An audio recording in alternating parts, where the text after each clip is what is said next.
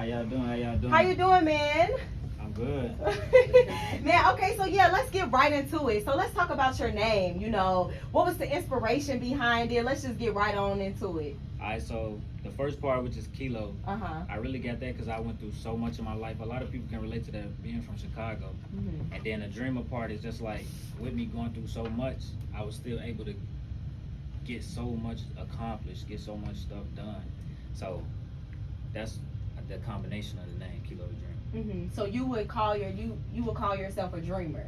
Yeah, pretty much. I feel like everybody is. Mm-hmm. And Yeah. so what is a dreamer to you?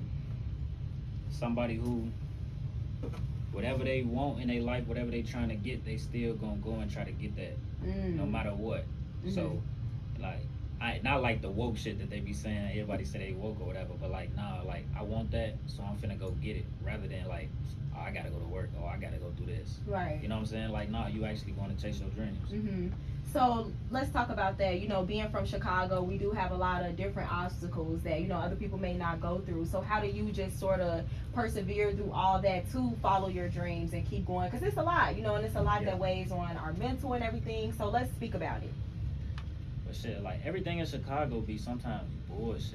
Mm-hmm. Like everybody make the small shit bigger than what it is. Mm-hmm. May it be, oh, how we gonna pay the bills? You gotta go to work, duh. You know what I'm saying? You gotta do what you gotta do at the end of the day. Mm-hmm. So it's just like people don't want to do that extra effort. And then where we from, it's a lot of black people, and we already at a disadvantage. So you already feel like, damn, it's so much against me. So why you gonna be against yourself? Ooh, I love that.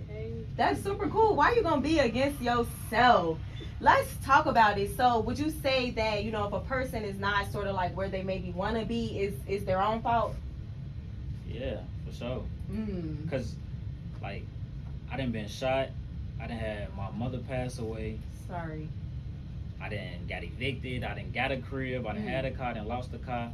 Like you gonna go through ups and downs, and sometimes them downs be downs. Mm. But you still gonna do it. Like you still gonna wake up, eat, sleep, and repeat every day. So ain't no reason you can't get it. Yeah, that's super dope. I love it. I love everything that you know are saying. It's so real. I feel like the people need to hear this. They better. Something cool that I thought, you know, an interesting fact about you. You were a soldier. Yeah. So, I mean, what was that experience like for you? I mean, that's major. I feel like you're probably the first soldier that I'm like, you know, talking to, you know, interviewing. So, I mean, it's like gym all day. You know what I'm saying? Like everybody be like, they want to play with guns, they want to do stuff like that. Like, no, that's how you live on a daily basis. But then you just being physical every day and just learning different stuff that they teach you. So it's like literally like gym every day. And you know that they just training you and they getting you ready for real life, real war. So you just take it. Right. Especially being from Chicago, we already go through so much. So what they try to do to you is like, y'all, it's nothing to me. Yeah. So now, were you always like rapping, or when did that come about? Because, you know, I don't think I ever met even a soldier that raps. So I think that's like, besides Soldier Boy, obviously, y'all. He not no real soldier. But y'all know that's his name, though. That's his name, though. Little Nas, he makes. He was a soldier? Yeah, he was. Wow, I He never was heard. surprisingly, but I mean, you a different type of soldier, but he was. Y'all I don't got nothing against Lil Nas X, so I don't want to be quoted saying nothing against him. Right, but when did you start getting into rapping though? Oh my gosh, not the marching in the background, yo! Oh my god. No, I started seriously making music this past December. So, and that was just because, like I said, I got shot, and I have already been going through so much. So it was like at that point, like, yo, I'm just finna do whatever that I really want to do, because I could have been gone. Yeah. And then I didn't live my life going to school, going to work, doing everything that supposedly society say you're supposed to do. And I'm still not ahead. You know what I'm saying? So I was like, I'm just gonna go for what I know and what I really want to do. And I always liked music and wanted to do music, but I felt like everybody was doing it for a trend. Like everybody want to rap in the hood, but can't nobody really rap, but everybody just doing it. You know what I'm saying? So I'm like, I know I can do it, and these niggas getting it. Let me get this. Yeah. So I mean, so would you say that's sort of like an outlet for you, just writing music and, you know, rapping? Yeah, it is, for sure, because I get to express myself. I get to do that. The business of it is really the irritating part. It's real tedious, and you got to stay on it, marketing and all of that. But the music, that's fun. So how did you learn about that? You know, because becoming a rapper, it's not like it's sort of like a school to go to sort of, you know, learn the business aspect and things like that. So how did you get your knowledge? Shit, you always, I search for it. When you trying to get it, you got to figure out how to get it. By any means. If you at the bottom, you got to figure out how to get it at disadvantage. If you at the top, you got to figure out how to do it at the top. So if you always got that mental like, man, it's something that I don't know, or this ain't going the way I want it to go, how do I figure that out? The question leads you to the answer all the time. So I just keep that mindset. Maybe I think you should write a book of quotes. Right. I was always thinking like, this man saying that shit. You know, now The Life of a Youngin' part 1 is out now. So let's get into it. Like, what was the inspiration behind that? What was the process like? Hey, that's one of my favorite songs, and I really don't promote it that much, which I should. But that was really like, I feel like everybody kind of do like their own little story. Like me, Mill had his, and then Herb had his with damn, I can't even remember the dude's name, but they had their own little storytelling songs, and I was like, all right, I'm gonna get my version, but the version is more so relatable to Chicago. Like the shit that I'm saying in the song, you can hear that, you feel that in Chicago. So, and then I wanted a storyline to it, so people can be like, damn, that was the first one. The second one is like, damn, it's intense, it's better. And then the third one, because I don't know how many I'm gonna do, but I already got 3 in my head. Hey, that's a start, you know. Now, you just also earlier this year, you dropped your mixtape, Sorry for the Wait. Yeah, so what was that like? You know, I seen your album cover. You know, what was sort of like, how did you come up with that? Well, I was like, as an artist, you got to be able to keep being consistent. And then at the same time, I had Lil Wayne in my mind because I'm like, he one of the best to ever do it. So how can I be at his level? Or how can I, you know, kind of be up under him, learn from him? And it was like, yo, he went on everybody beat and killed it. So it was like his flow can match on any sound, any beat, any track. And I wanted to have that same type of skill set to be able to get on anything and be able to still kill it. But at the same time, the Sorry for the Wait was more personal to me. So a lot of the stuff on the tracks was me, the real me. Right. Now you have Nipsey on your hat. You know, we just lost Young Dog. R.I.P. now. Yeah. So being an artist. Dog. Definitely. Like, what does that mean to you? You know, both of them, they were killed in their hometowns. You know, does that make you sort of feel like that when you do get more and more on that you may want to leave? Like, how does that affect you? I feel like whenever you moving up, you gotta change your scenery. Because if you don't change your scenery, your mindset gonna eventually go back to how it was because you're trying to stay in that environment. But as far as their situations, you know, they was doing good things and they ended up getting killed in a city doing good things. And it's just because people that's within your city, the reason you working so hard to grind and get it is because you don't want to be in that city no more. You don't want to be in that environment. So you kind of set a trap for yourself trying to be loyal to people who, you know, your fans, but at the same time don't even know you and probably envious of you. And that's a lot in Chicago. So like I seen the quote the other day, they was like, you know, Chicago got dark humor. They was like, you know, they sliding for Dolph because like 10 people got killed since he died. But ain't nobody slide for Vaughn. You know, like dark humor, funny shit that we make jokes about. But it was like that mental is like stupid to me because if they slide and they get caught and they in jail and he dead, and it's just all negative. But Chicago mindset is like that. So why would I even stay here? Like with y'all thinking like this, why would I stay here with y'all? Yeah, man, that's so true. I do feel like, you know, Chicago can definitely be very negative at times. And one thing a lot of creatives say to us is they feel like that they have to leave to sort of get more support. You know, they feel like they don't get that support from Chicago. So is that how you feel too? Do you feel like, you know, you maybe have to go to Atlanta or go to, you know, something like that to sort of... Now I feel like you got to make music for the people that you're trying to target.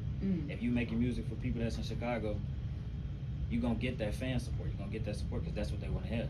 But if you go to Atlanta, they always lit. So you got to make music that's lit.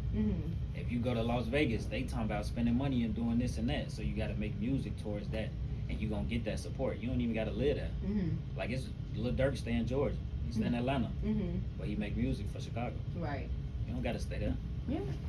Hey, that's really true. Now, so what's the goal of Kilo the Dreamer? Like, where do you see yourself in like 2 to 3 years? Like, what do you want to be doing? 2 to 3 years, I want to be up there with Lil Baby in them if they still up there at that Oh. point. You know what I'm saying? Because when you're an artist, you only got that short window of being hot unless you really hot. You know, you really got that skill set. So if I can get up there with them, I can get past them because at that point they probably gonna be going down. And if they not, it don't matter. I'm up there. So who's the hottest to you right now? Like, who's somebody that you would love to like collab with, do a song with? Well, my favorite artist of all time is Kendrick. So I love to make a song with Kendrick. I don't even care if it pop, if it don't pop. I want to make a song with him. But obviously at the top right now you got Lil Baby, Lil Durk, and then I feel like rapping wise, them two hands down. You know, Young Thug, but he making all type of music now. So, which ain't no bad thing, you know what I'm saying? Because he's still up there. But them two for rap. But you know, you got Rod Wave up there with the singing, and so many other different type of artists. So, yeah, I'm gonna be up there with them. Now we got your video playing in the studio right now. So what's sort of like your inspirations behind them? Like, do you come up with like, this is what I want to do in it, or do you have a team that does that? Yeah, so like everything with me being by myself and independent, yeah, I got my people that I work with, but like I like to have the creative control over it. I hear what they say, but still at the end of the day, because like it's my sound, my vision. But when I make the videos or I'm trying to do the videos, I want them to be different than we rapping in front of all our niggas outside. Right. You know what I'm saying? Like, we can see that on everybody's video all the time. Like, we don't even know who rapping at that point. Because everybody's singing your song. So, like, I would like to have, like, with my songs, you hear a lot of storytelling or some dialogue while I'm talking to a female, or like I'm saying some real shit. So, I want that to show at the same time, but in a creative way, because music is creativity.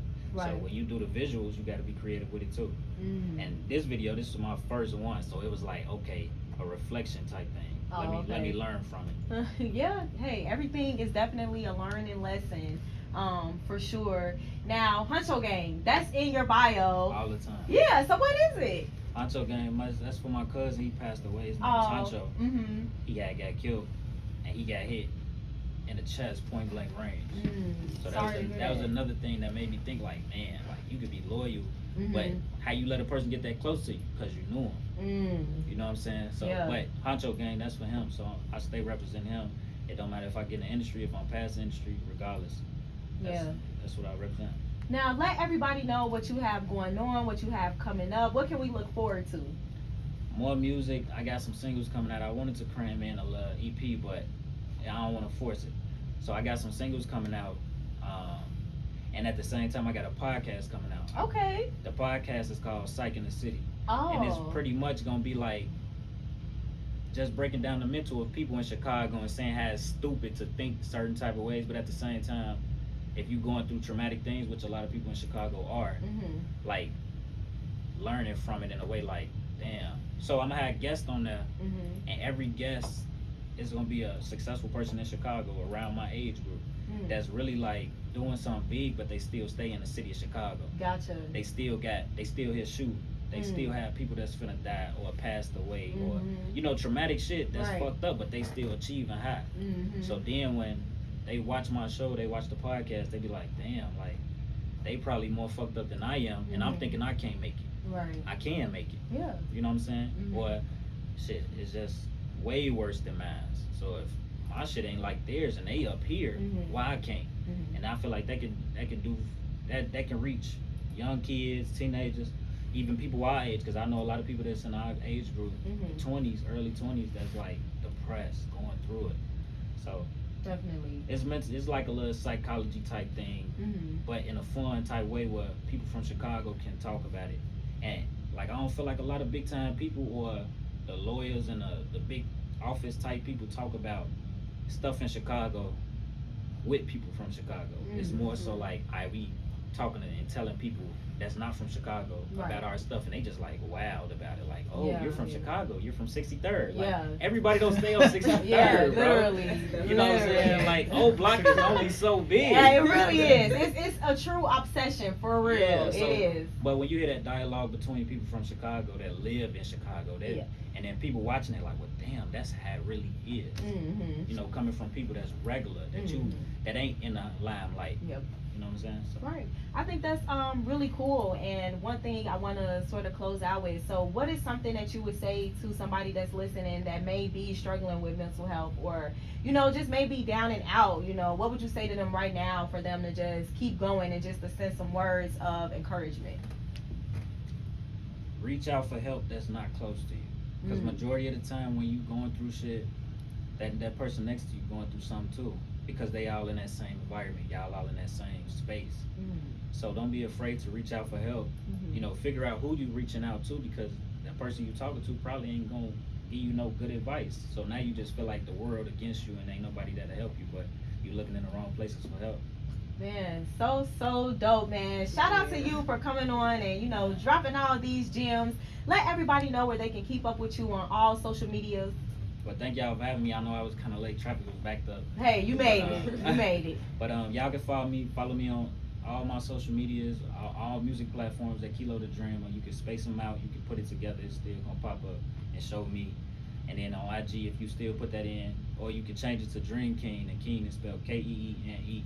I'll pop up. Hey, well, we're about to go on a quick music break, and we'll be right back.